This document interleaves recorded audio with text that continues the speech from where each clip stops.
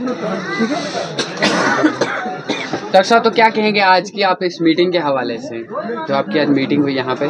देखिए, इस मीटिंग के हवाले से मुझे लगता नहीं है मुझे कोई कहने की ज़रूरत है, क्योंकि यहाँ आपने पब्लिक को सुना और पब्लिक क्या कह रही है वो आपने सब देख लिया। इनके अंदर कितना आक्रोश है, कितना गुस्सा है, क्योंकि पिछले 10 सालों से जो इनके साथ नाइंसाफ़ियाँ हुई हैं और जो ज़्यादतियाँ हुई हैं, उनसे अब ये इतने तंग हैं कि इन्होंने एक मन बना लिया है कि इस बार ये इंडिया अलायंस का भरपूर साथ देंगे और इंडिया अलायंस को कामयाब बनाएंगे। और आने वाले आप 4 तारीख को देखेंगे कि हमारी स्टेट में इन सभी लोगों के सहयोग से इंडिया अलायंस की सरकार जो है वो बनने जा रही है। डॉक्टर साहब, कुछ लोगों का ये भी सवाल है, बहुत सा कम लोग आपको इस एरिया से जानते हैं, उन लोगों का ये सवाल है कि आप आखिर हैं कहाँ से और किस चीज़ के डॉक्टर हैं, कौन से डॉक्टर? नहीं, ये तो ये देखिए, ये सवाल तो मुझे लगता है ये तो मुझे लगता है कि जनता से ज़्यादा आप जानना चाहते हैं, क्योंकि ये जितनी ये और इससे मुझे लगता है आपकी पत्रकारिता पे सवाल उठेगा कि भैया आप जो बात कर रहे हैं ये जनता जितनी है, इसमें कोई ऐसा आदमी है नहीं जो डॉक्टर प्रदीप को जानता नहीं है।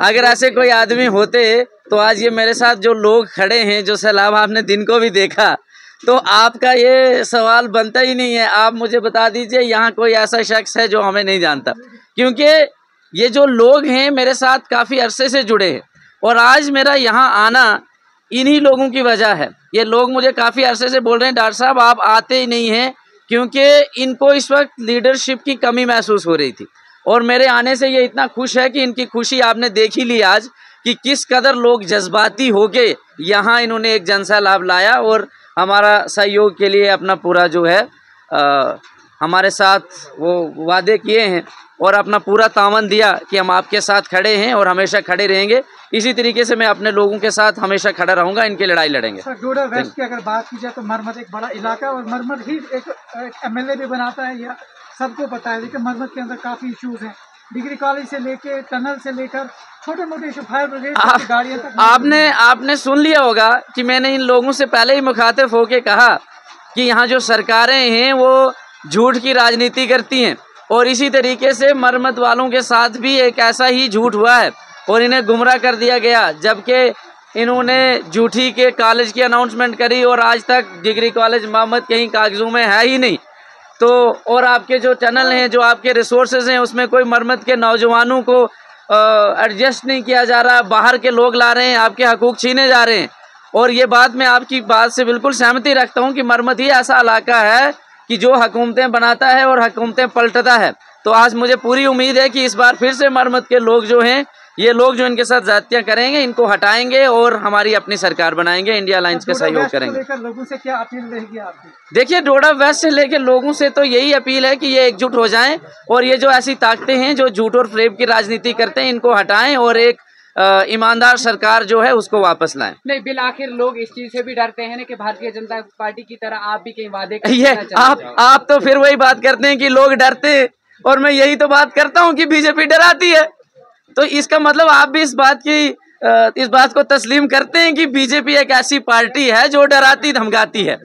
तो और यही ये लोग भी कह रहे हैं, इसीलिए इन्होंने ये जो डर और खौफ का माहौल यहाँ बनाया है, इससे ये निजात पाएंगे हमारे आने से, इंडिया अलायंस के आने से। मरमत के इश्यूज सॉल्व हो सकते हैं जब आप मरमत के सारे इश्यूज इंडिया अलायंस खत्म करेगा, कांग्रेस पार्टी खत्म करेगी। इसलिए हमारा जो इंडिया अलायंस बना है कि जितने भी लोगों के मसाइल हैं, इन मसाइल को हल किया जाए और इस लोगों ने पूरी उम्मीद लगाए हुए हैं कि आने वाले समय में इनके सभी मसलों मसाइल का जो है हल किया जाएगा।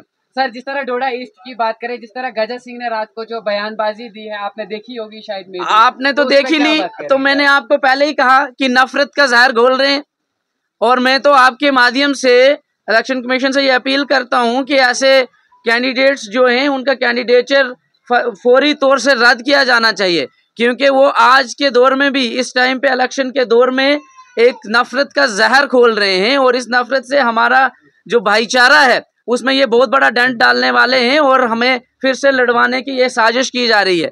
इसलिए मैं सभी लोगों से ये अपील करता हूं आपके माध्यम से कि ये ऐसी बयानबाजियां ना सुने, इसकी तरफ बिल्कुल ध्यान न दें और अपना भाईचारे को कायम रखें, अपने कौमी यकजाती को बनाए रखें। सर, अलायंस को लेकर आपका क्या कहना है? अलायंस कितनी सीटें तक जीत सकती है जम्मू कश्मीर के अंदर?